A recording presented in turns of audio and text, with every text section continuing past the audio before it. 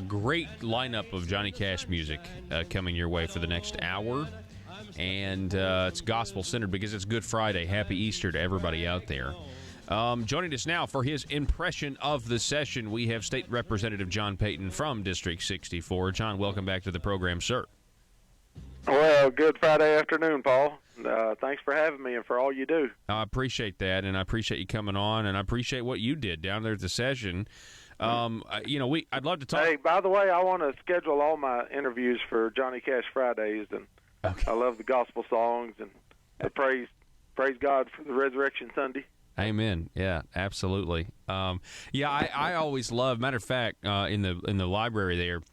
And I'll play these gospel songs, obviously, throughout the year. I don't only reserve them for Good Friday.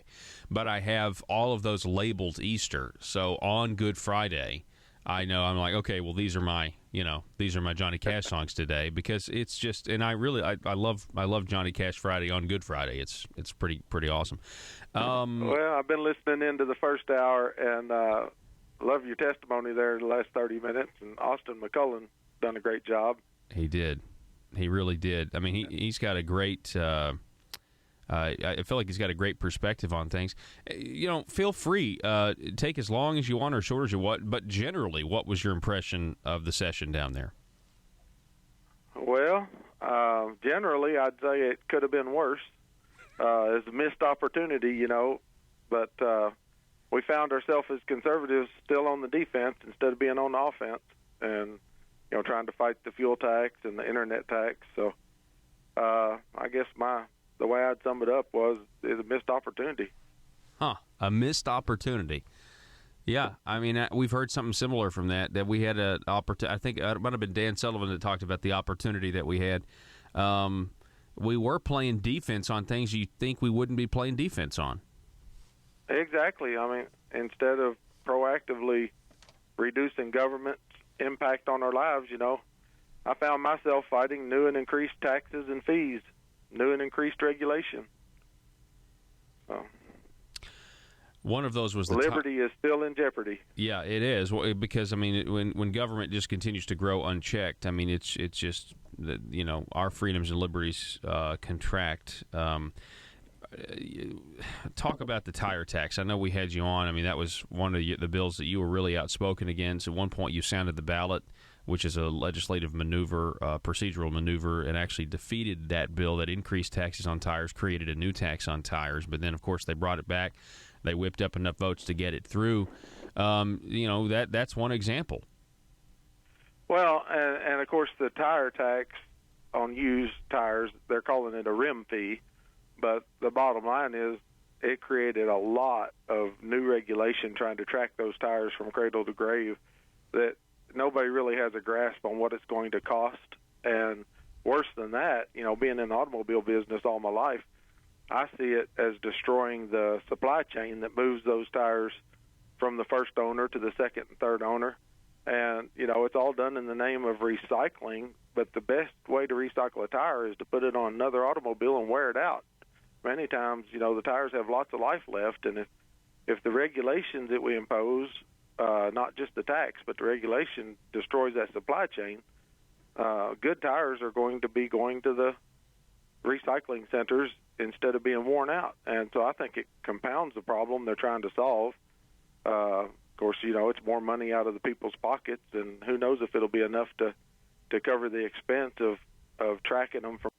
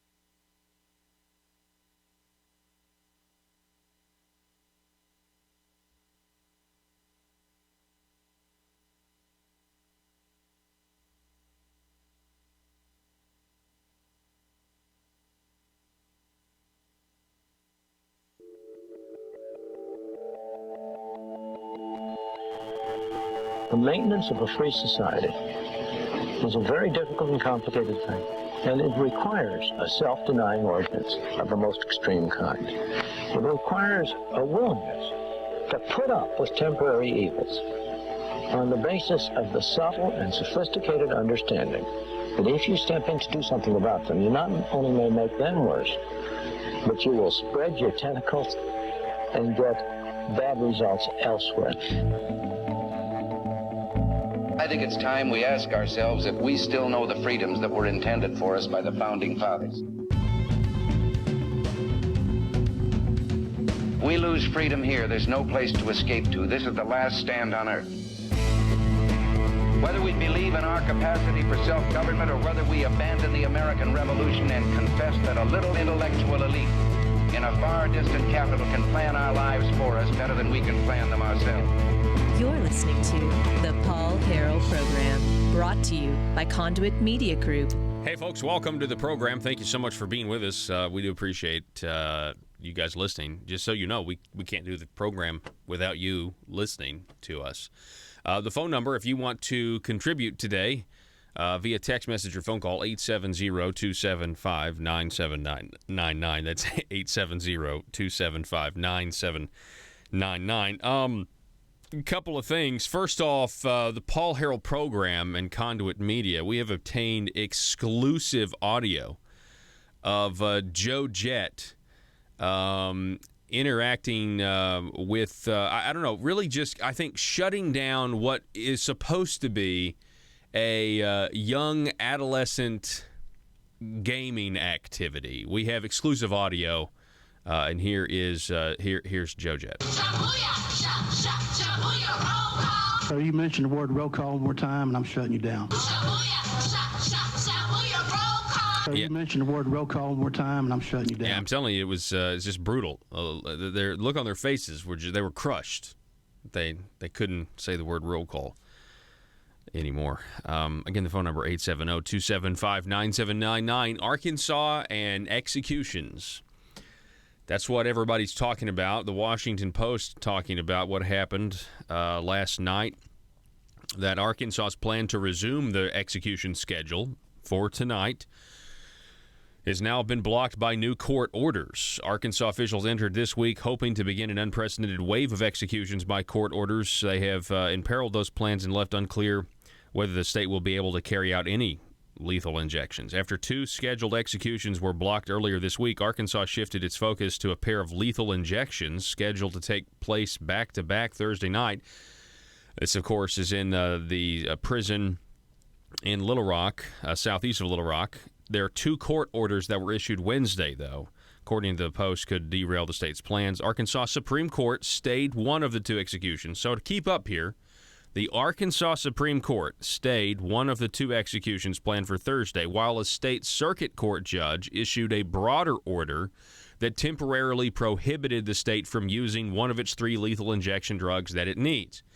Now, I am told, and this is just amazing to me, the company that has a problem supplying the drugs, and they don't want them used for, we told you this yesterday, they don't want them used in executions. They don't want them used in lethal injection procedure. But they are perfectly happy to supply the drugs if they are done in what they consider to be a medical procedure. But this same company also will supply drugs for chemical abortions. Now, go figure. They're okay, and I guess it's because the liberals on the left, in their arbitrary nature of deciding what a life is, to just basically draw a line in the sand and they decide what a life is, they would consider that a medical procedure, but they don't consider execution a medical procedure. Now, I don't consider execution a medical procedure, but it exposes them as being really just giant hypocrites. And, of course, we've got this court case, the circuit court, and then you've got the Arkansas Supreme Court case as well. Now, the state of Arkansas, so Attorney General Leslie Rutledge has challenged both orders. She did so today. And they're expected to contest others that may block their path. And, we can speculate about what's going to happen. I got a feeling that this prison, the prison here in Little Rock that's going to be doing the executions, that they are going to proceed forward up until the time that they can't do them tonight. Right? They were going to do them. They were prepared to do it on Monday. And then, of course, they were stopped by the courts. Washington Post goes on, the broader fight in Arkansas centers on the state's aggressive plan to carry out executions for the first time since 2005. Now, keep in mind, these convicted murderers, convicted of capital murder, they have been on death row, some of, for 20, almost 30 years, some of them.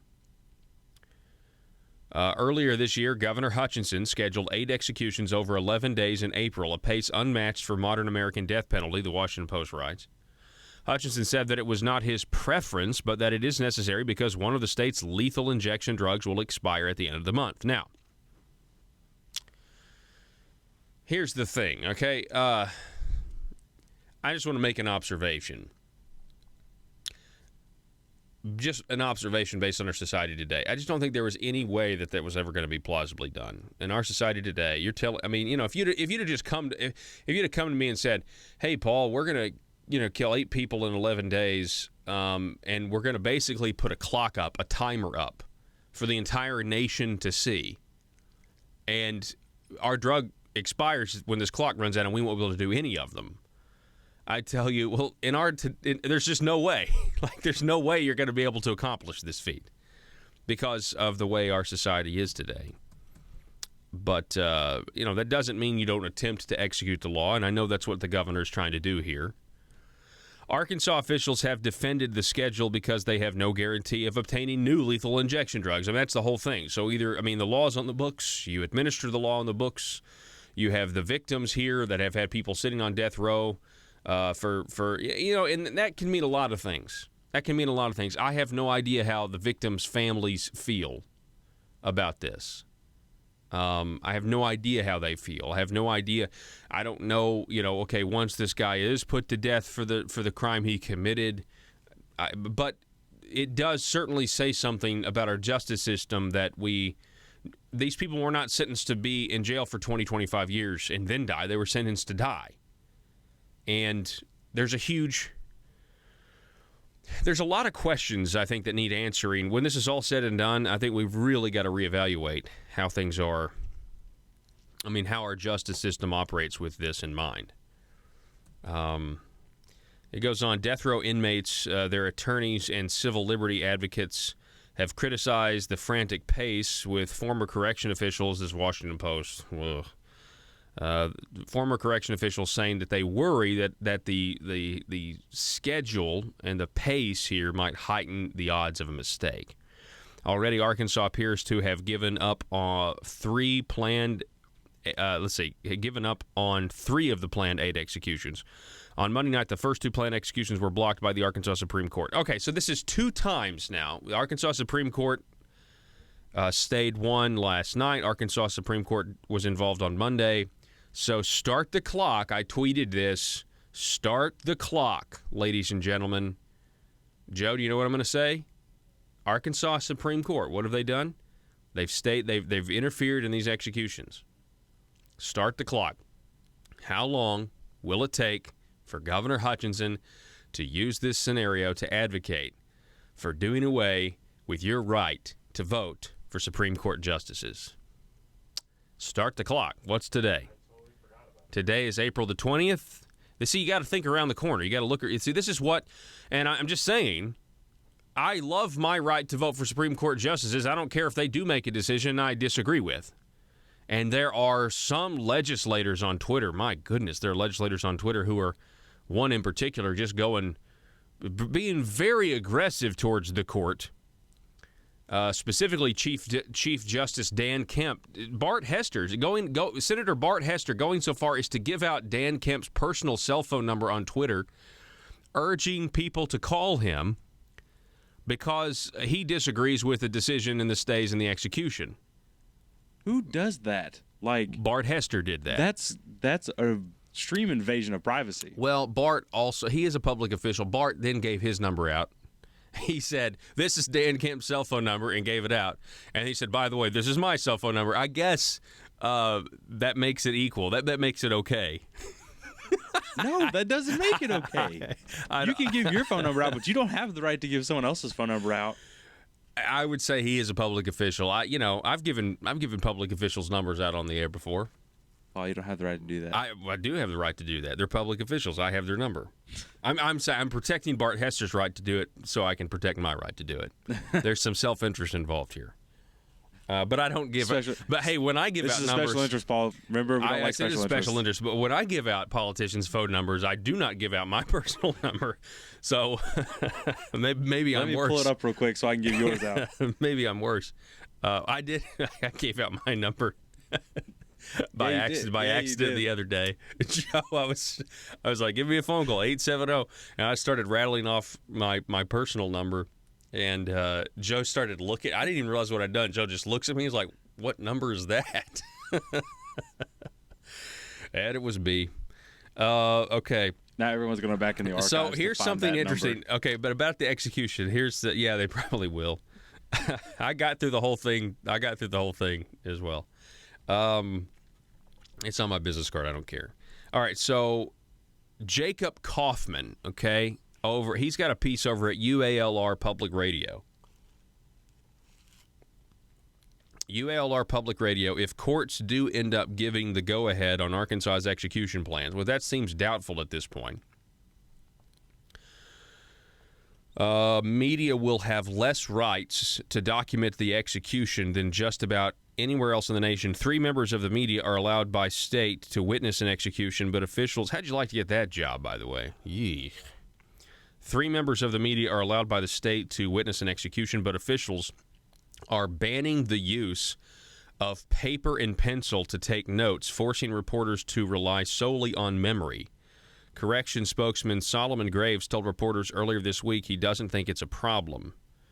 Okay. I trust your ability to be able to clearly and concisely report what you have witnessed, Graves told reporters on Monday following state. Now, some people on Twitter are saying... What are you hiding? Nothing. Now, at the same time, as a journalist, I don't know why you can't have a pencil and paper. I mean, what are they? Are they executing Jason Bourne or something? Right? It's like, well, the execution was going to go swimmingly, but we let reporters with paper in, and all the guards were murdered of paper cuts. It was MacGyver. Or, yeah, are we executing MacGyver? Good grief. Let's see. Robert Dunham, the director of the Death Penalty Information Center, says the state's decision is unusual. According to Jacob Kaufman, he couldn't think of another state that bans reporters from carrying notepads. Dunham said it's necessary to get information like that, and obviously, I'm just assuming that cell phones are banned, right? Because you don't want even risk someone getting video of it. Reporters counted the. Let's see here. Botched execution of Joseph Wood. They mentioned Dunham said it's necessary to get information like that collected in the 2014 botched execution of Joseph Wood in Arizona. Reporters counted that he hacked more than 640 times. That was not something that they could have done if they hadn't had paper and pencil because they were making tick marks each time he gasped. That illustrates why having paper and pencil, the ability to record information and not have to rely solely on your memory can be so important. Anyway, people are freaking out about that. Again, let's keep in mind here you have the victims of this whole situation as well. You remember the guy we played that guy for you on Monday. KATV Channel 7's Facebook video. Some people have to go work and do jobs, man, have a house. Y'all clean your house today, mow your yard, do something, man. Saying the other side, of course, the people that, because the right side doesn't ever come, because what's there to protest about? We don't have nothing to protest about. The only thing I'm protesting about is because it hasn't been done. It should have already been done. It should have been done however many years ago. We're through this process. 20-something years this has gone on. This guy 8 needs times a 12. Everybody know what 8 times 12 talk is? radio It's program. 96. 96 jurors said that those people need to be put to death. Those 8 judges that did those cases said they need to be put to death. The next appeals judges said they need to be put to death. How many times do people have to say these people need to be put to death and we're not going to argue with them? 96. I wasn't on 96 jurors. I wasn't one of the 96. I'm obviously not one of the 8 judges. I'm not one of the other appeals judges. I'm not the governor. Gotcha. I'm not Leslie Rutledge. In fact, and I'm not 100,000 people. I'm not hundreds of thousands of people in this state that aren't at home doing what they're supposed to be doing. We won't talk about what drug it is. A firing squad would work just great. Or we go back all the way back to the hanging judge, which we had him right here in Fort Smith, Arkansas. Can you imagine? Back in the day. We had no problem. Can you imagine if the hanging judge sentenced someone to die, but they had to stay in prison for 25 years first before they did it? I mean, can you? I mean, like, what's the point of the death penalty? I can just imagine the courtroom. You're gonna die, but not today. You're gonna die, but first I'm going to sentence the taxpayers to pay for you for 20 years. 20 years, and then you're gonna die. And it's strange. By the way, Congressman Trey Gowdy from South Carolina, he's in Fort Smith. He's been speaking in Fort Smith. I saw a tweet about it. No word if he's going to cross-examine Jake Files while he's there. That would be a pretty sweet cross-examination. The Northeast Arkansas Real Estate School, ladies and gentlemen, they want you to know that they offer continuing education classes for your local boards of realtors, your local offices, and they'll offer discounts for large groups. They will come to you, they will set up shop, and they'll teach anywhere in Arkansas, and they always make learning fun and motivating. The Northeast Arkansas Real Estate School, they're licensed by the Arkansas Real Estate Commission. They must adhere to their rules and regulations. Give them a call today, 870-336-4155. That's 870-336-4155. You can find out about class times and schedules at neaprofessionalschools.com. That's neaprofessionalschools.com. Or you can give them a phone call, 870-336-4155. Mention my name, Paul, and get 10% off. Get a 10% discount. The Northeast Arkansas Real Estate School. Back in just a moment.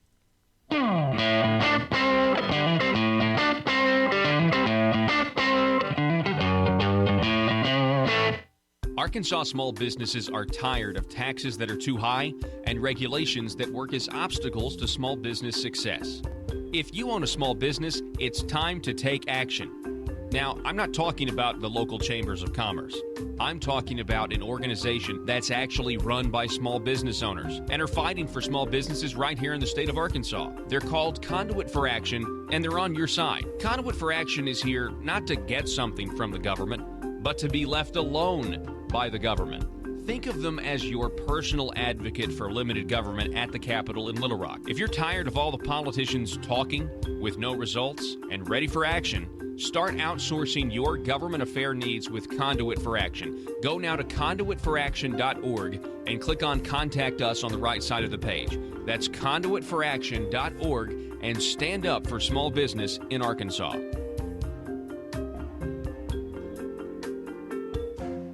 Do you need to advertise your business product or service, but not sure what the best choice is? Folks, allow me to introduce you to Talk Radio. You're listening to it right now. Talk radio is one of the most unique mediums in all of advertising because it actually works. It gets the information you want to the people you want to get it to. And by the way, those people are educated, well-informed decision makers of their household, and most of them have disposable income. If this is a target audience for your business, then you have to consider advertising on my show, The Paul Harrell Program. We have options for most any budget and can provide you with exciting opportunities to grow your business. We can put your message across the state, or we can help you locally. Call 870-275-9755 if you have any questions.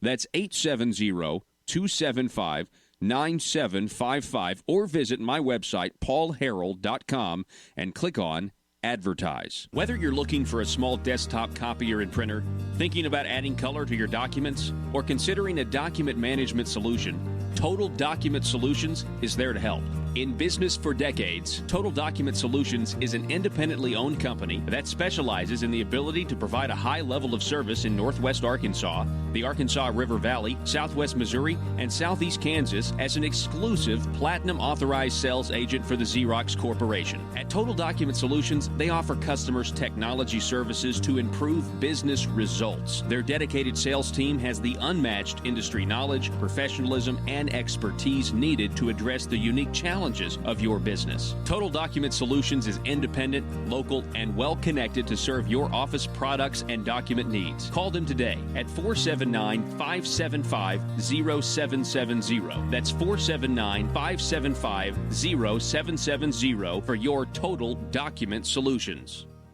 Need to get something off your chest? Then call or text Paul now, 870-275-9799.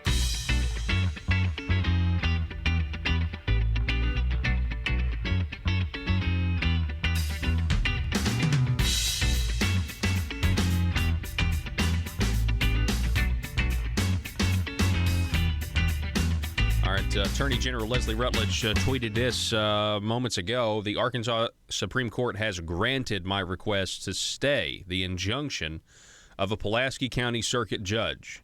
Hashtag ARPX, hashtag AR executions. That would mean that we're moving forward with one, right? Because there were two scheduled for today, and we had... Right, that means we got one. And is that Liddell Lee? Is that who that one is? I think so, because the two scheduled for this evening were Stacey Johnson, and I got a death penalty website I'm looking at, and they claim that was stayed by the Arkansas Supreme Court based on DNA temporary restraining order issued by the state trial court.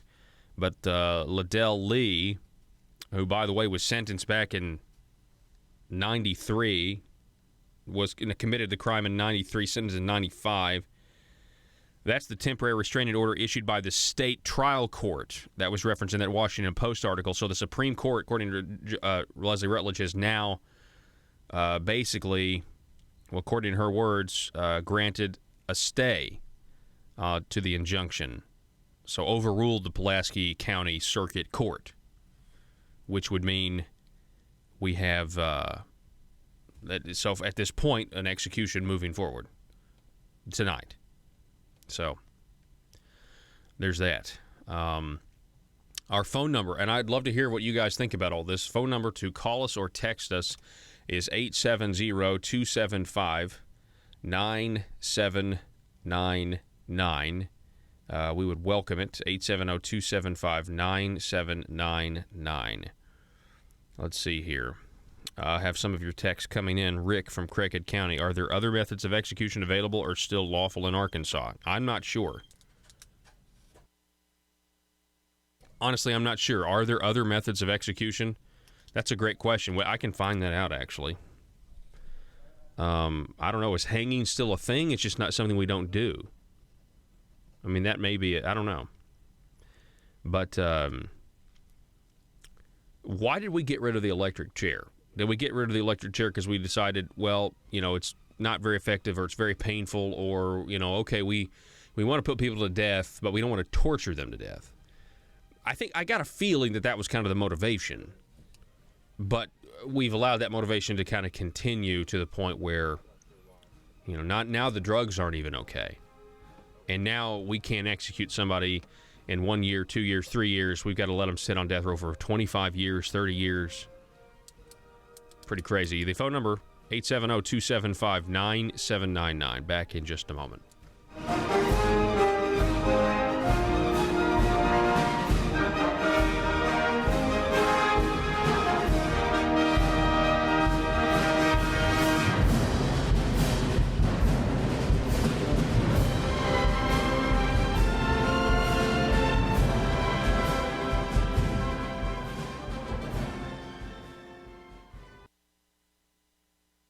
Cradle to grave, the Arkansas Department of Environmental Quality is going to be saddled with that job, but they're going to have to put boots on the street, so to speak, to try to rein in everybody that's jockeying used tires around. Why do you think Arkansans elected so many Republicans over the last few election cycles and changed, or at least, we thought changed the political landscape of this state? Why are Republicans appealing to people in Arkansas?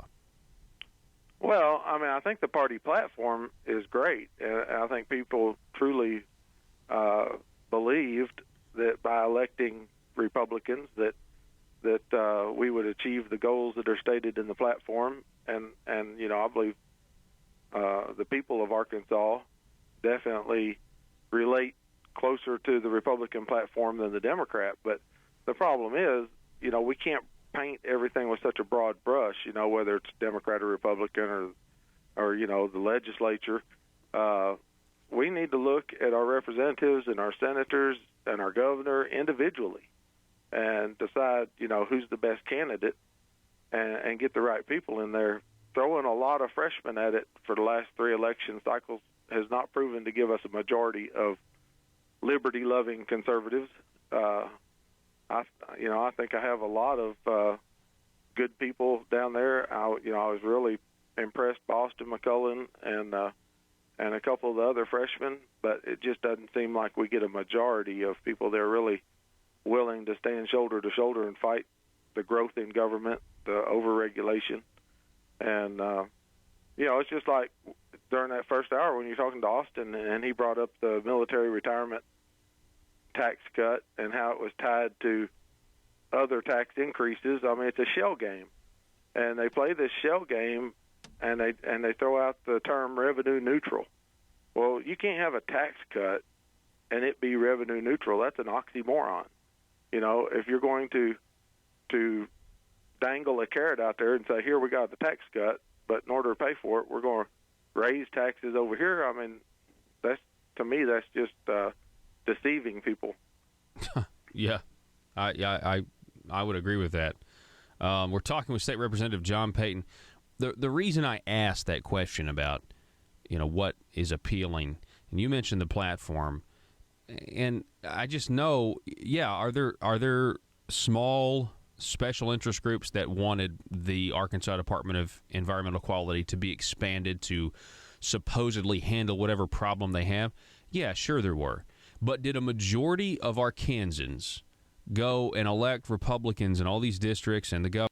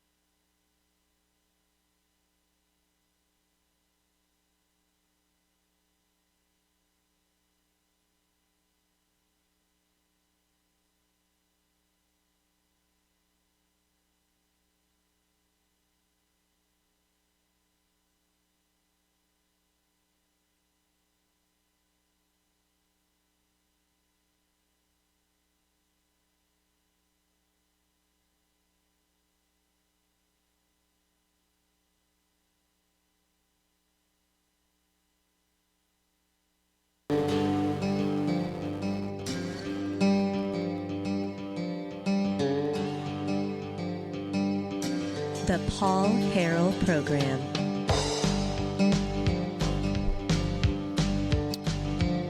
And we're back. Welcome back, ladies and gentlemen. 870-275-9799. Joe, can you see if there's other methods of execution that are legal today that we just don't choose to use? It may not be a quick Google search, but I'd love to know the answer to that. Let's see here. What do we have? We got another text here. Somebody writes, remember Ronald G. Simmons, Pope County. He was overweight and said to be crazy. The injections worked for him, and nobody stopped his execution very fast. It happened. I don't remember him. I'll take your word for it. 870-275-9799 or sound off on live stream, YouTube, Facebook Live, whatever you want to do. Let me see here. What does Andrew DeMello say? This is the latest from Andrew DeMello. He is the Associated Press reporter that covers Arkansas.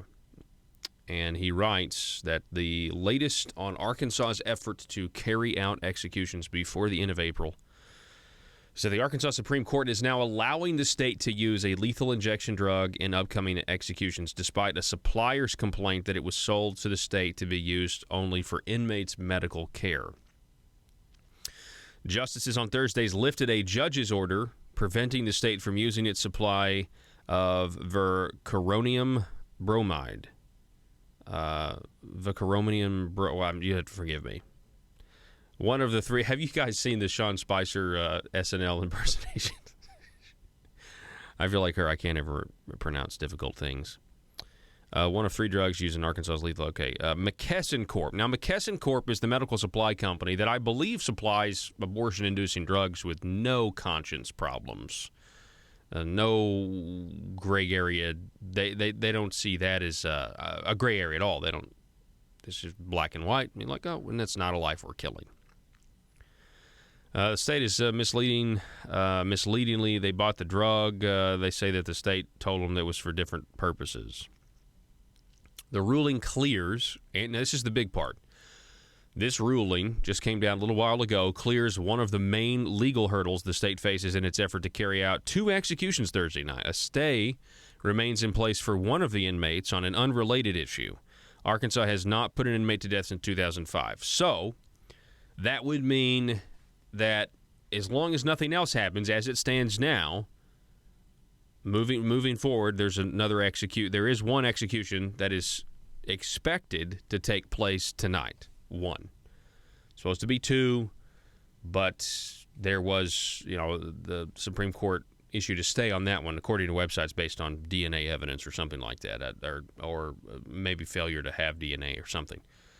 Joe, do you have an answer for me? Okay, I'm going to keep looking, but I found something that I don't know when this was published or when this was written, but it says, in the 36 states, the federal government and U.S. military that currently have federal death penalty statutes, 5 different methods of execution are prescribed: lethal injection, electrocution, lethal gas, firing squad, and hanging. Okay, and then it gives a list of each one of them and which states allow which one or use as a primary form of sentencing for death penalty. According to this, Arkansas has lethal injection and electrocution. We still have electrocution on the books. Apparently, according to this, I don't know how old this is. I'm going to keep looking, but seems that's like what it says. I don't think that's necessary. It seems like I've heard that before. I'd say because I knew we had one that was considered barbaric by today's standards. The thing that surprises me is that there's 2 states that still are listed under firing squad, and there are 3 that still have hanging as a way of. See, I think hanging.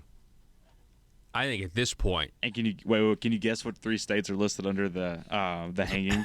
Can I guess? Yeah, the hanging. Texas. No. Okay. Okay, am I warm? No, not at all. Okay, like locationally, you're not. I'm not close at all. All right. Okay, so it's obscure. Is it a small state or a big state? 2 of them are small states. One of them is a fairly medium state. I would say. Is it in the West? One of them is in the West, and the other 2 are in the East. So Colorado. No. I give up. Okay, the 3 states are Delaware, okay, New Hampshire, and Washington. Washington? Yeah. Still has a hanging law. And then firing squad, there are 2. Texas? Nope. Oh. Texas. Let me down, according Texas. to this, Texas only has lethal injection. Okay. They've definitely been, growing up, I mean, in America, Texas got the reputation that Arkansas is fixing to get if we were to successfully execute 8 people in 11 days. Yeah. Okay, so the 2 that are firing squad are Oklahoma and Utah, and then the other one that kind of is interesting is lethal gas, which is Arizona, Missouri, and Wyoming. Wow. But lethal injection is the one that is all is. Yeah, lethal injection has the most number of. It's acceptable today though, but it's not really. It's acceptable, but according to who? See, I think, if Arkansas still has our electric chair law on the books, I don't know. I just feel like currently there are 37. I'm going to call them entities that have lethal injection laws on the books because there's 35 states, and then there's the federal government, and then the U.S. military. Okay. So, I guess I feel like the electric chair would be less socially acceptable today than hanging someone, honestly. I don't know. Well, it all depends. It all depends. If the drop breaks your neck, right? I feel like the electrocution would be because it would be worse. Would be worse because it's drawn out. Yeah, and it's people say it's just awful. There's an odor. You're cooking someone to death. You're like, okay, let's cook someone to death. Okay, so I found another website. It's called Death Penalty Information Center it's I think that's deathpenaltyinformation.org is what it's called. And this one does say that we still have the electrocution on the books. Okay, there we go. All right. And the other that answers your question, listener. And the other site that I found was correct, that there are still 2 states that have firing squads, 3 that have hanging, and 1, 2, 3, 5 that have gas chamber. Man, gas chamber is just, isn't that weird? That just shows you that, like, just to even hear that. Yeah, and there are 8 states with electrocution laws on the books right now. Yeah. And it's Alabama, Arkansas, Florida, Kentucky, Oklahoma, South Carolina, Tennessee, and Virginia. Okay.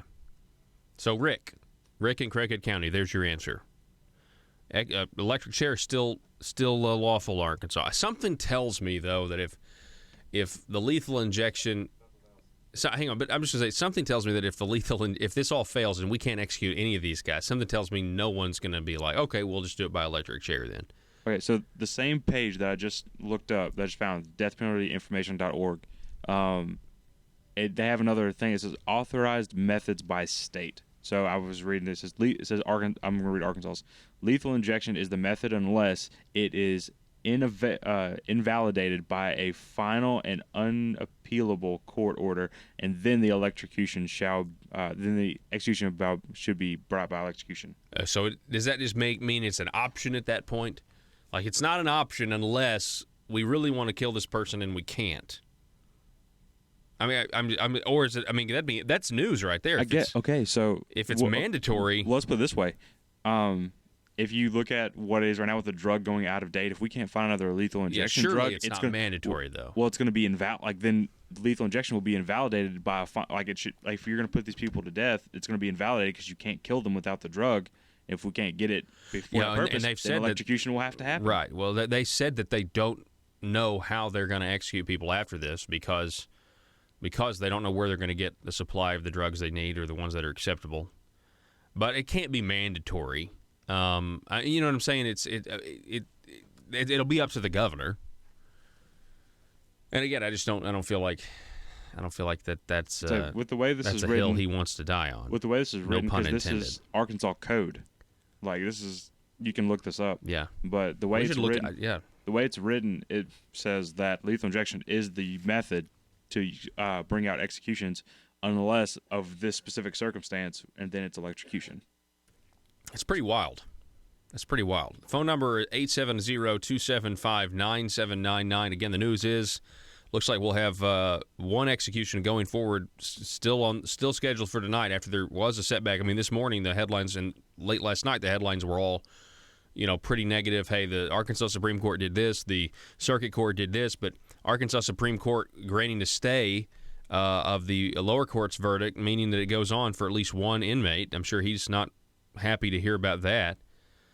Can I read for you these tweets from Senator Bart Hester? He has been pretty upset at everything that's going on. I just feel like I've got to read. Okay, he calls out Judge Dan Kemp, Chief Justice Kemp, pretty brutally. I mean, this is what he said, quote, at Judge Dan Kemp sides with brutal murderer again today, tells victims' families to suffer more.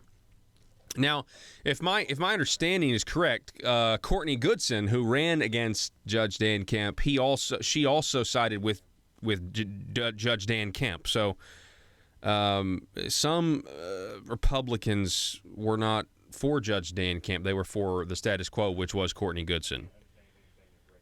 Then we have at McKesson. McKesson's the drug company. Bart Hester tweets, at McKesson has almost $16 million in current Arkansas government contracts. We are working to make sure that does not happen anymore. Okay. And let's see, what else do we have? Asking why Arkansas Supreme Court keeps siding with murderers, call at Judge Dan Kemp, Chief Justice Dan Kemp's cell phone number, and then he gives out his cell phone number, and then he gives out his cell phone number. Bart Hester does, I guess, say to make it even. That's like, when I was growing up, you would hit somebody, like, I don't know, punch him in the arm or something. And then you'd be like, okay, I'll let you punch me in the arm so we're even. I had a friend like that was that way, but was the opposite. He would hit you, and then you would hit him, and it was never even. He would always hit you back. It's so frustrating. So frustrating. Let's see here. At Judge Womack and Justice Baker, thank you for articulating your positions. Things are tougher this side of traffic court. Boy. Really, really, again, hammering Chief Justice Dan Kemp. And then Senator Bart Hester making a threat, what is pretty much a threat on Twitter, writing, could you imagine being a Chief Justice in Arkansas that blew court's budget and had to go to the legislature and ask for more money next month? ? Wow. It is, that is some pretty interesting string of tweets coming from Senator Bart Hester. Now, my only observation is this. It would be nice to have the same eagerness to criticize the executive branch of the government when he does things that are against the people's interest as well. Phone number 870-275-9799. You can call or text. We've got people that are that Joe is call screening right now, so we do want to get your thoughts on this. We have I have gotten this question a lot. Okay, we have Joe in Craighead County writing, why don't we execute them with the same method they used for their crimes? I had this because one of these murderers killed their victim with a tire iron. And so somebody wrote in, shouldn't we just beat them to death with the tire iron? A lot of people feel that way. There's no doubt about it. Another question. Okay, we got another question for you, Joe. When was the last execution by electric chair? When was the last execution by electric chair in Arkansas? I'd love to know in Arkansas, and then I'd like to know just in America. I'm sure that'll come up as well. Okay, we've got somebody with my namesake, Paul in Craighead County. Let's see. Arkansas Department of Corrections has a program that allows Arkansas prisoners to serve their sentence in out-of-state facilities, including Texas. Why can't we send the death row inmates to Texas and allow them to be put to death for us? I don't know. That's a good question, though. I had no idea that was the case. Let's see here. What else do we have?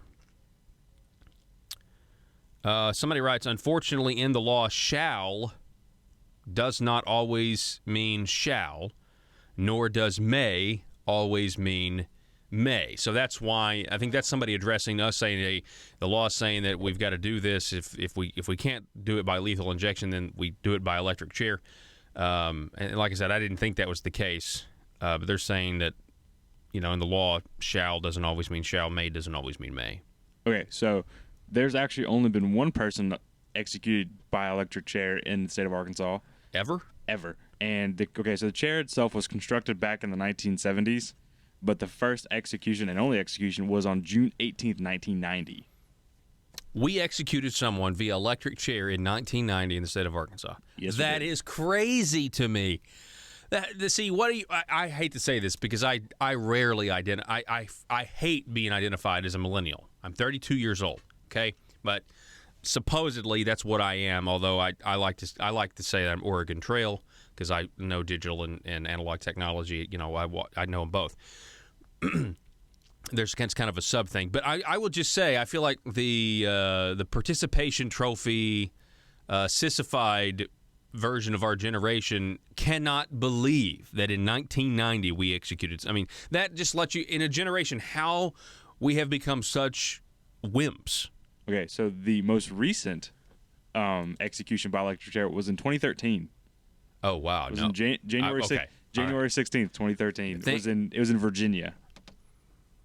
I had no idea. Yeah, it was in Greensville Correctional. They executed somebody by electric chair in Virginia. Man, Did they just were they not able to do the lethal injection? Oh no, they the person chose electrocution over lethal injection. You get a choice. I'm not going to say the person's name, or do you want me to? I mean, it doesn't matter. They're Robert Gleason, executed in the electric chair at Greensville Correctional Center, Virginia, on January 16, 2013, is the most recent individual to choose electric chair or the electrocution over lethal injection. Oh wow! So he chose it. That's why. So I guess they also give you the option.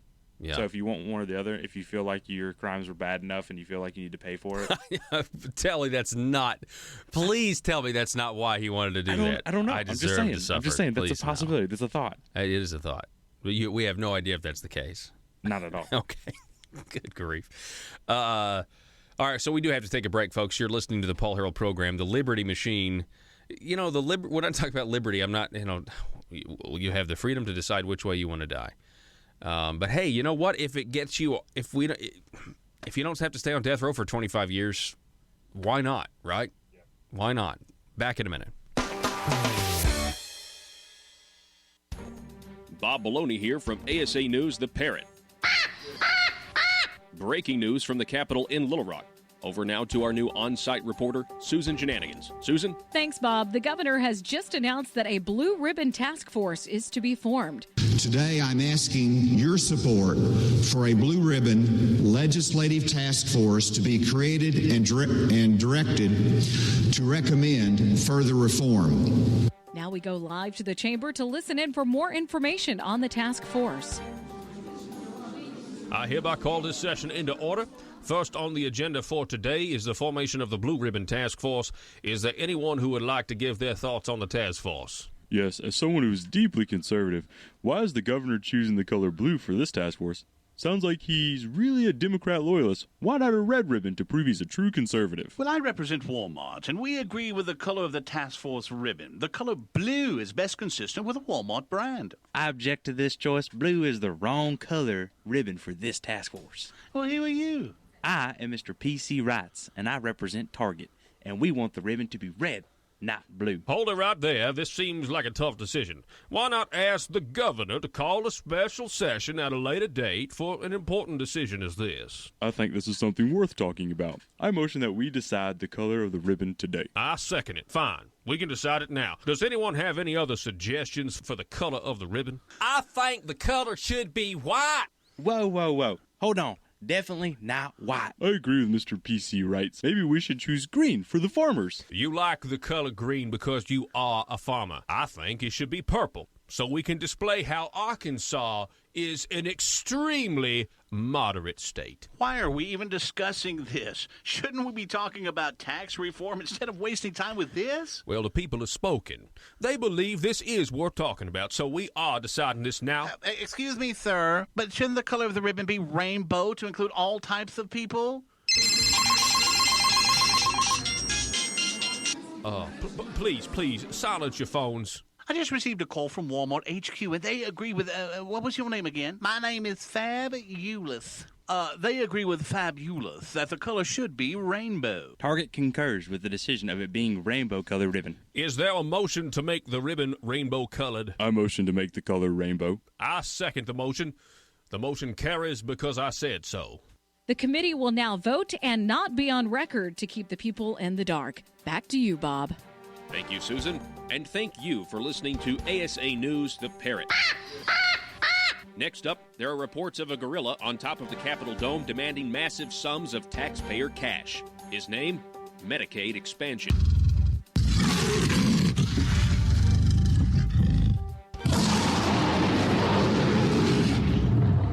PHP Parody.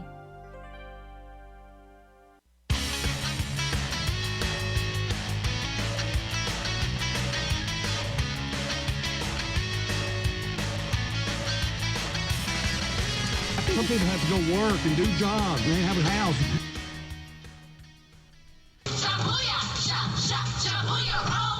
So you mentioned the word roll call one more time, and I'm shutting you down. So you mentioned the word roll call one more time, and I'm shutting you down. Hey. Some people have to go work and do jobs. They have a house. Tomorrow on the program is Johnny Cash Friday. Okay, I'm not going to be here though. We have a guest host. You've heard him on the program before. He's from Baxter County. He is the chairman of the Republican Party of Baxter County. Mr. Richard Castor will be guest hosting the Paul Harrell program tomorrow, and I am so thrilled that he will be able to do it. And I know he's extremely capable, and he's going to do a great job. Joe, you got any more research for me? Did you find out that 2002? Tell me about what happened in 2002 with the electric chair. Speaking of executions, Okay, so 2002 was the last person electrocuted without given the choice of which way they wanted to die. That's incredible to me. So 2002, what state was that? Alabama. And of course, I'm actually reading about what the person did right now. Yeah. So I'm curious. What did they do? They just. I'm not done yet. Okay. I'm still reading. Okay. Well, so this is incredible to me, though. Is it not weird to you that someone? That's just, to me, it just seems like. Maybe it's because we had 8 years of Obama, but to me it just seems unfathomable that we were still using the electric chair. I'm not saying that we shouldn't or I'm opposed to it. I'm just saying, You know what's going to be weird? You know what's weird for me? It was in May 10th of 2002. I had just gotten out of second grade. Yeah, that's pretty wild. It's weird for me. Yeah, it's wild that the 1990. Oh, and the funny thing is was the Arkansas electric chair in 1990? Did you say? Which one was the one in 1990? Was that in Virginia? No, 1990 was the last one in Arkansas. 2013 was the last one. Yeah, that's the one that really blows my mind. But if anything, it just, I don't know, it shows you how people's sentiments. I do believe a majority of people are okay with the death penalty. As I'm reading this, when the crime happened for the woman who was executed, it was a woman executed in Alabama in 2002. Her crime happened before I was even born. And October 4th, 1993. Give it about a month and a half, wow. and I would have been alive, but I wasn't alive at the time. Yeah, and so she sat on death row for a while then too. About 9 years, yeah. Wow, that's incredible to me. We've got to do something different. Yeah, I think a majority of people certainly support the death penalty or support the justice aspect of it. I mean, support death penalty, but support justice. And but we've got to do something about 25 years, 30 years on death row. There's just something strange about that. That's all. 870-275-9799. That's 870-275-9799 if you want to contribute to the program. So I want to talk. I know we've talked about this at length. When we come back, SB 140, I just want you to know, if you guys want to drive a politician kind of nuts, then go to Twitter and tweet at Charlie Collins, State Representative Charlie Collins, and talk about the internet sales tax in SB 140, because it's like I don't think he can control it. I think it's an involuntary reflex at this point. It's like breathing, Charlie Collins cannot stand for you to go and talk about how more revenue from our pockets to the government is a bad thing, and it's not a conservative thing. And I've got plenty of examples. We had some interaction with me, but I really want to focus on the interaction that Charlie Collins had with Americans for Prosperity State Director David Ray on Twitter. It's a pretty interesting exchange. But again, I'm not telling any of you to troll Charlie Collins. I'm not saying to go troll Charlie Collins. I'm just saying, if you tweet him about the internet sales tax, he's probably going to respond. Back in a minute. Rush, Glenn, Sean, and Paul. This is Jonesboro's 1013 FM News Talk, KBTM. Governorship. Was that a big issue? What was the issue? Oh my gosh, we've got to have this bill to raise our taxes on tires. And the answer is no. That's what I'm getting at.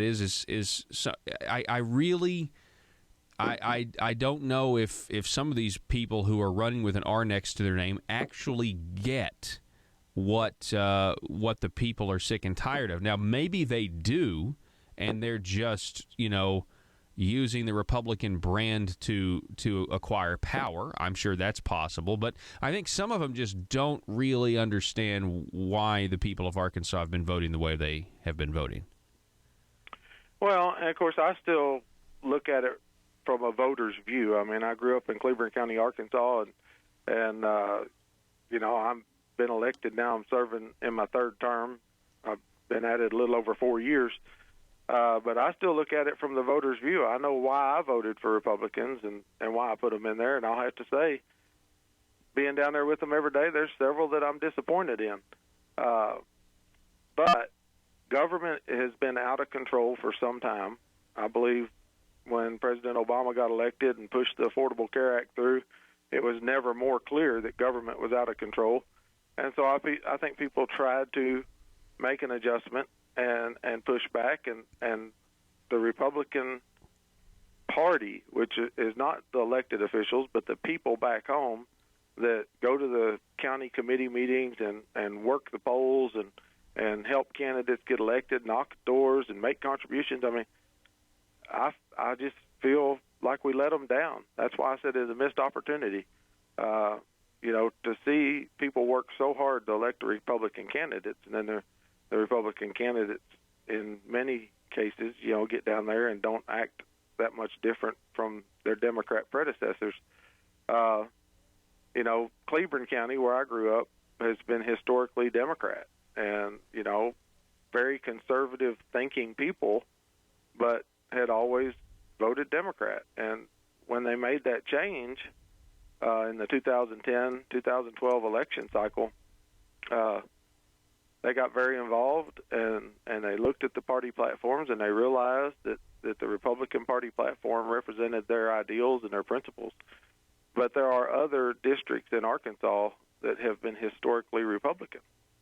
And I think there's been some people who had more Democrat-leaning ideals ran on the Republican ticket in those districts because to get elected in certain districts, you had to run on the Republican ticket, So I think we're going through a growth pain, growing pains or something like that. But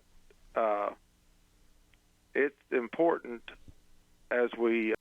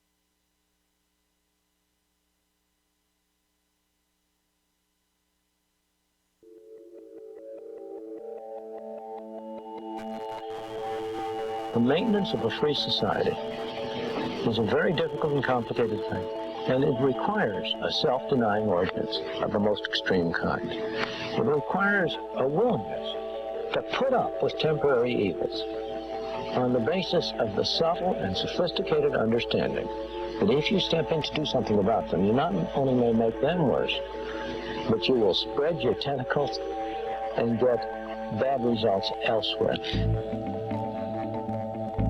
I think it's time we ask ourselves if we still know the freedoms that were intended for us by the Founding Fathers. We lose freedom here, there's no place to escape to. This is the last stand on earth. Whether we believe in our capacity for self-government or whether we abandon the American Revolution and confess that a little intellectual elite in a far distant capital can plan our lives for us better than we can plan them ourselves. You're listening to the Paul Harrell Program, brought to you by Conduit Media Group. The program, hour number 2. Thank you so much for being with us today.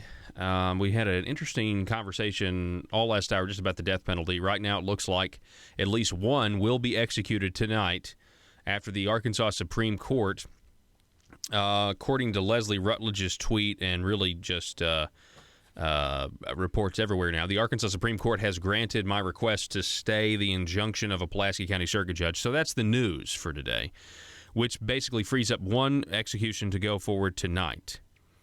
So we will see what else happens. You never know. There could be these last-minute court decisions as well, but we will see. I have to wrap this up but I'm fascinated by it. So Joe was answering our listeners' questions about when was the last execution by electric chair. Are there any other methods in Arkansas that you can execute folks by besides lethal injection? And we were answering these questions from listeners. So we ended up on this really peculiar case in Alabama where the last woman to be executed in the state of Alabama was in 2007.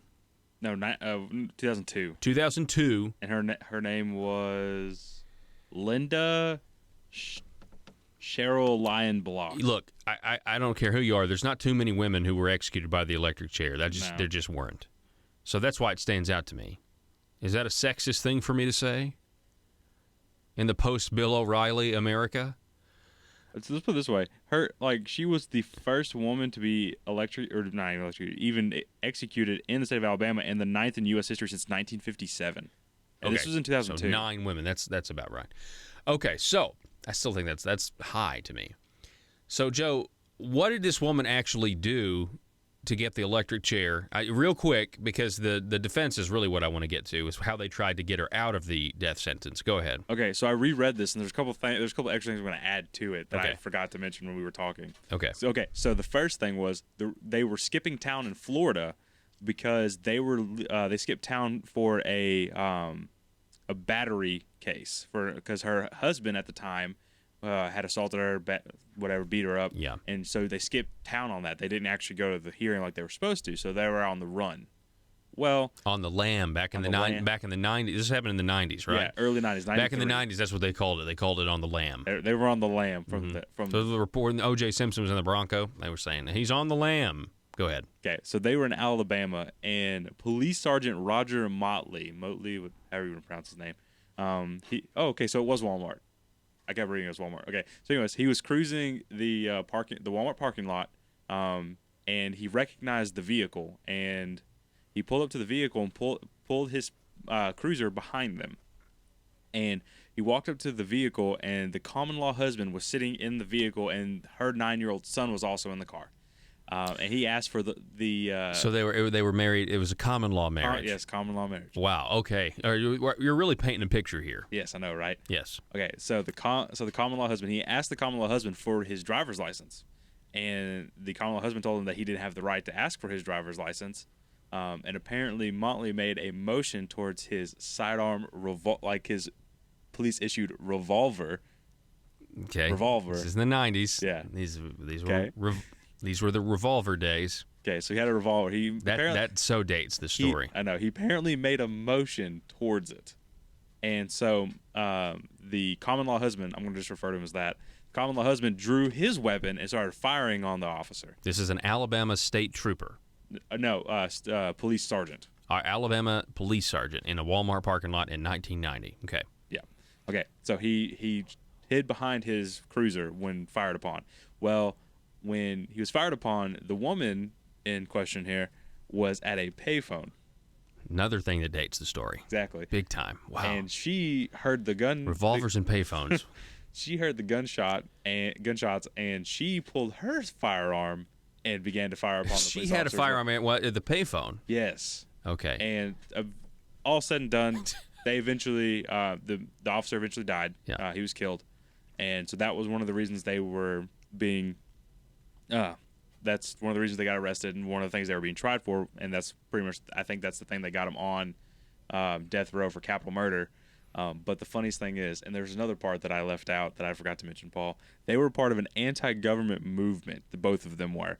So they destroyed, they renounced their citizenship from the United States, destroyed their birth certificates, driver's license, and social security cards. Okay? But here's the kicker, and this is what you wanted me to get to. Part of their defense for the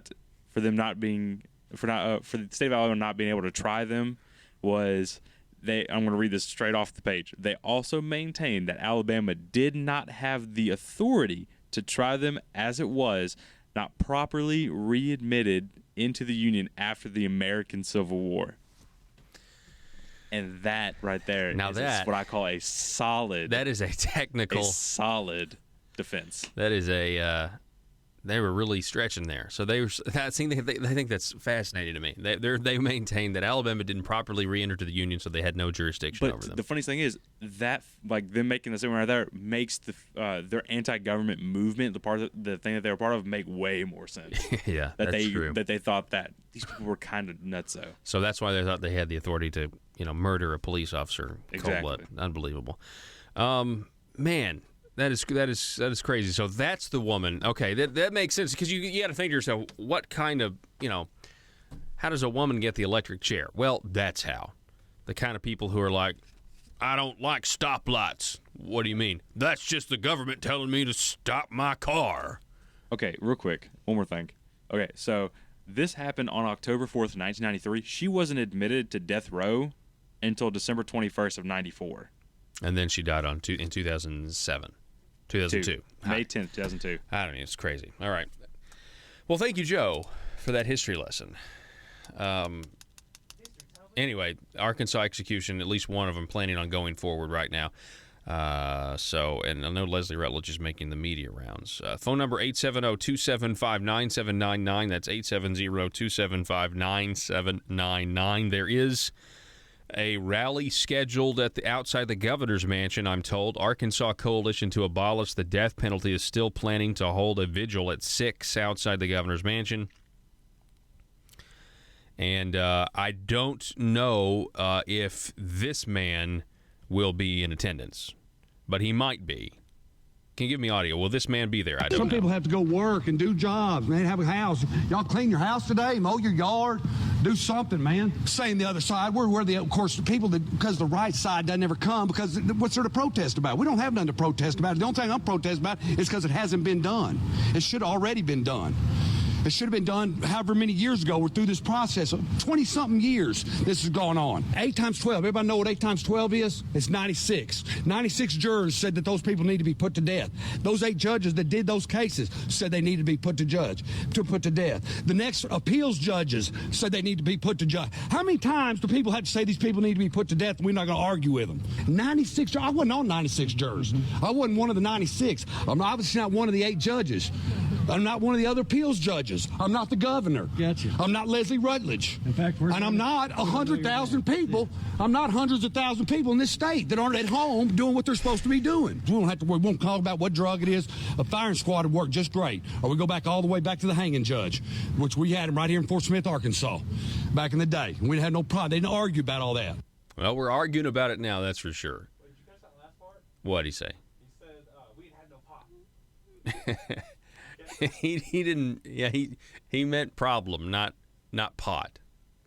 Yeah, and it is April 20th, so there's that. All right. So I mentioned before we went to break that, and I strongly stand by my statement. I am not telling any of my listening audience to troll State Representative Charlie Collins. I'm not telling you to do that. What I am saying is that if you were to go to Twitter and to tweet at Charlie Collins your displeasure with the state of Arkansas trying to take more of your money by instituting an internet sales tax on out-of-state sellers, which is unconstitutional, and not trying to collect the existing use tax that we do all owe but that nobody pays, I'm not telling you to do that. All I'm saying is if you want information from him, I have found that anyone who mentions the internet sales tax to Charlie Collins on Twitter almost is guaranteed to get a response and a debate, retort, a touche. It's going to happen. It's like an itch. I just feel like Charlie has to scratch. For example, I tweeted at him earlier today, and I did not respond to what I tweeted to him. He responded to me. I just tweeted at him once in response to something he had said. That may be the best way to do it. Go find something that he's said on the internet sales tax and respond to it. If you want an engaging conversation with a state representative. Again, I'm not advocating for trolling. So Charlie Collins, what did he say? Let me click on my tweet. He said he was talking to David Ray, and I'm going to go ahead. Can we get some of those David Ray tweets up there? Let's get the first one up there because this is kind of what started it all. But I'll get to what I said. He responded to David Ray saying, "You act like this debate about Arkansas politics or ARPX taxes, and you say no tax, don't increase amount collected. That." And he calls it, that equals scofflaw. I guess that means Supreme Court flawed law policy if you agree the tax is due. And so the only thing I said was, should California be able to collect a carbon tax on Arkansas coal plants because they pollute the environment? That's my gist. Arkansas doesn't have the power to tax businesses in other states. And I'm trying to make a point that if Arkansas did have the authority to tax sales tax on out-of-state sellers that don't have a presence in Arkansas and they're out-of-state, it's vastly expanding not just the authority of the state of Arkansas, but it's setting a very dangerous precedent. And you're now going to give other states the ability to tax us in ways that we don't even think about yet. California or New York could say, I want Arkansas to pay this tax because they owe it. It could strip us of our sovereignty and our rights. And it is a shame that if they could just get the taxpayer dollar signs out of their eyes, they would realize what they are attempting to do to the state sovereignty and really just federalism in general. And so that's what I said, and Charlie Collins responded to me twice when I said that. I haven't responded yet. I was just tweeting a question, and he's responded to me twice. He said, please tell hashtag ARPX you support compliance with existing sales and use tax law. I haven't responded to that because, of course, I support compliance with existing use tax law. Charlie Collins then said, no, California can impose a sales tax on energy purchased to consume in California, and it will apply to energy bought from producer in Arkansas or anywhere else. What he doesn't understand is the premise of my question is if the energy's not going there, the energy's going to Arkansas, but the pollution they will claim is affecting the environment of our children's future. Notice they don't really care about the debt, what that's going to do to our children's future, but they do buy into the Gaia worship. So you see that first tweet. Let me see. I got to pull that up real quick. Up on the screen, paulharrell.com. You can see this. First tweet is David Ray. And you see that there. He tweets, good explanation of why internet sales tax bills like SB 140 are bad policy. Worth a read. And he tweets a great article from the Cato Institution, which we will get to a little later. That's what activated Charlie Collins. He could not resist that. Again, it was like an itch. Yeah, activate Charlie Collins. Activate the extreme moderate. If broaden the base, let me just quote Charlie's tweet here. If broaden base, lower rate is good tax policy, then ARPX at David Ray advocating the opposite, i.e. scofflaw tax policy, bewildering and scary. There's a lot there. David Ray responds, go ahead, you can see David Ray's response right there. I support broadening base, lowering rates, but not with state violating Quill, meaning the Supreme Court case, and calling people tax cheats doesn't help your cause. Which, that is the connotation of all, I was in a lot of those revenue and tax meetings. The connotation was that people are breaking the law right now. I think of some of the hypotheticals that people used against the sales tax. They talked about that mom being a tax cheat. Or they might not have actually used that exact phrase, but anyway. And so I'll get to the rest of these tweets. We got screenshots of them. I'll get to the rest of them and read them to you here in a minute. It's a fascinating debate. But before we do, iTex is your first choice for cost-effective IT services, folks, because protecting your business means protecting your data. And if you're tired of if you are a business owner and you're tired of unpredictable and expensive spikes in IT spending, I want you to know that using iTex will prevent your downtime. It'll prevent your loss of employee productivity, which happens when your computers don't work and your employees are just sitting there twiddling their thumbs being like, well, boss, I can't do any work today. I bet you're not sending them home when that happens.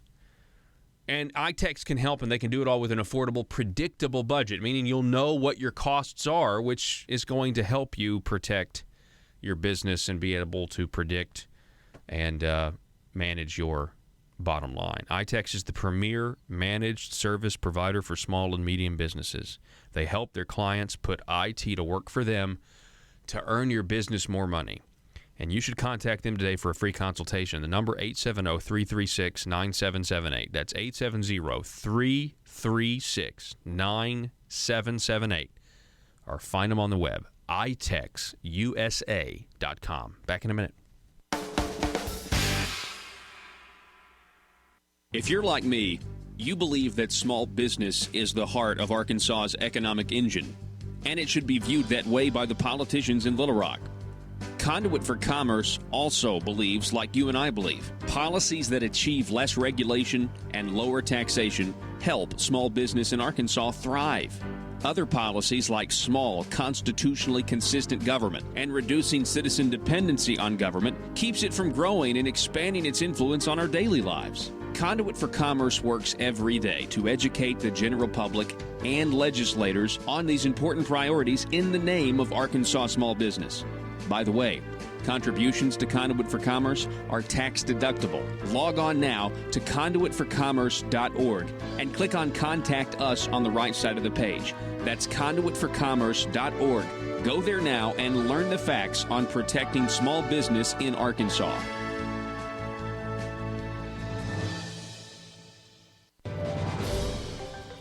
Welcome to Common Sense and Liberty. I'm Donnie Copeland. At a press conference for the Campus Carry Bill, Governor Hutchinson called the Second Amendment a privilege that needs to be earned. Now, we know that the Second Amendment is a right that is endowed by our Creator. Maybe the governor has his privileges and his rights mixed up. Health care is a privilege. The Second Amendment is a right. For Common Sense and Liberty, I'm Donnie Copeland. Whether you're looking for a small desktop copier and printer, thinking about adding color to your documents, or considering a document management solution, Total Document Solutions is there to help.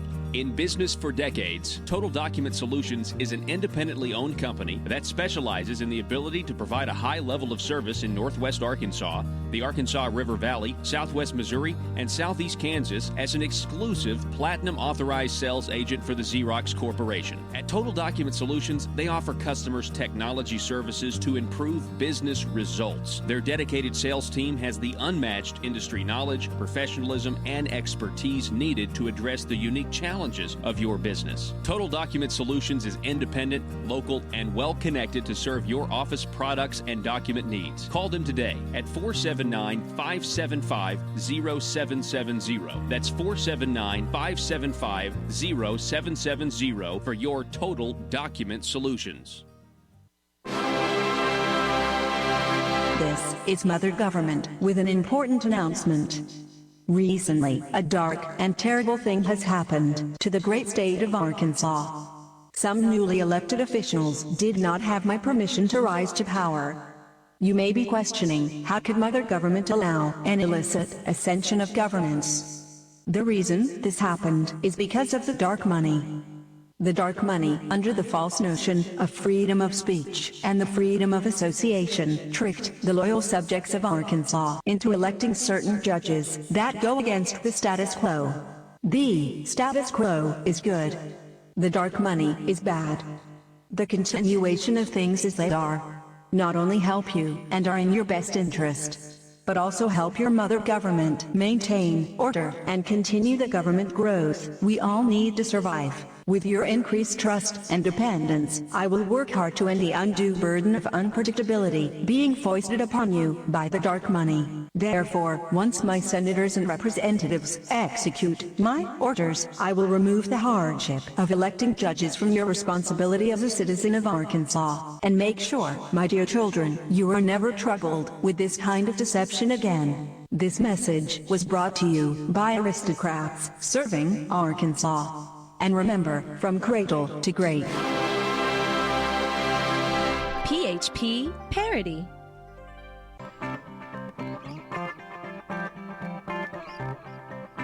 The Paul Harrell Program. Yeah, so start the clock. The Supreme Court, Arkansas Supreme Court, has, they've made some people mad with their decisions to stay in execution here or stay in execution there.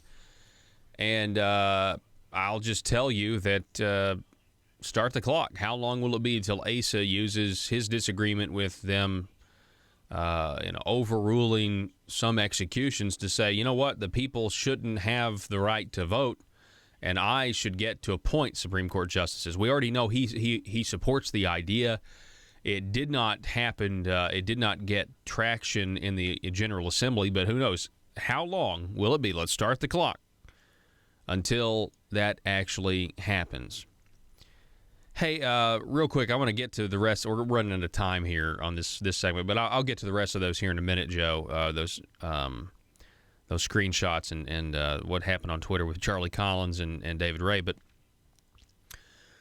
this is from, I saw this headline, CNN, that the United States is now preparing to charge or seek charge or the arrest of WikiLeaks' Julian Assange. They're really upset with Julian Assange, because how he delivered all the information of Podesta's emails and Hillary Clinton's emails and could easily have been responsible for the reason why Hillary just got no traction at all, even with the media completely on her side. Now the Trump administration government wants to go after him, and you know why, don't you? It's because Edward Snowden and now the new dump of WikiLeaks documents that expose the CIA and Mike Pompeo, who's now the director of the CIA, exposed the CIA as having duplicative intelligence capabilities because they got tired of going to the NSA and having to ask them to do their spying for them. And I don't care what anybody says. Legally, Edward Snowden broke the law. Absolutely he did. But folks, if you pay attention to these documents that have been released over the last couple of years, our Fourth Amendment does not exist when you get to a certain level of government, and it's scary to me.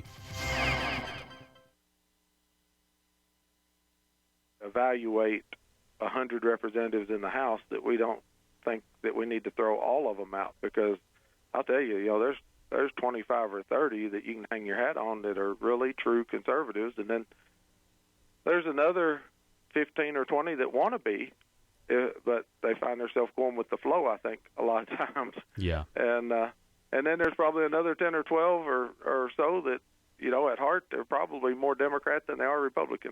Yeah, I certainly, I think that's the case. I'm glad you mentioned the folks that have been out there and been activists and how disappointed some of them might feel.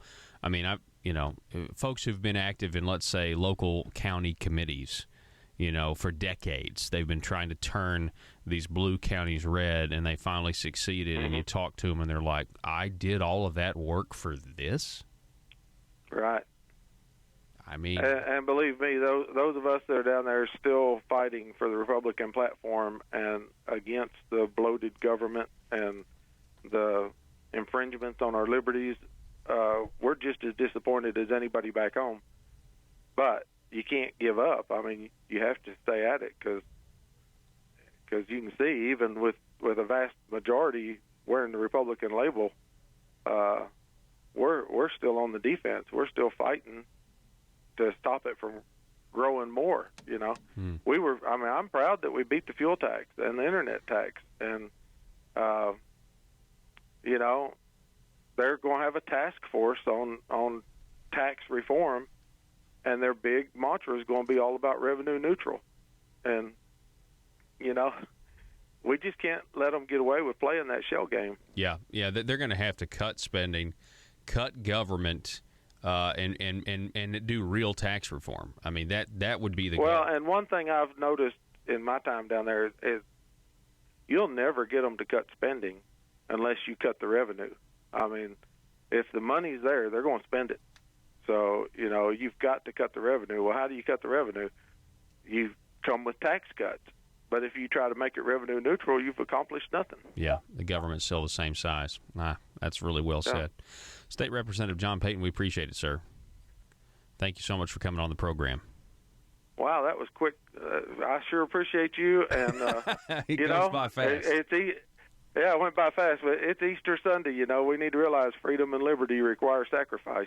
Hey. So we got to quit auctioning off our freedom and liberty for security and money. It's very well said. Representative John Payton, I appreciate it, sir. Happy Easter to you.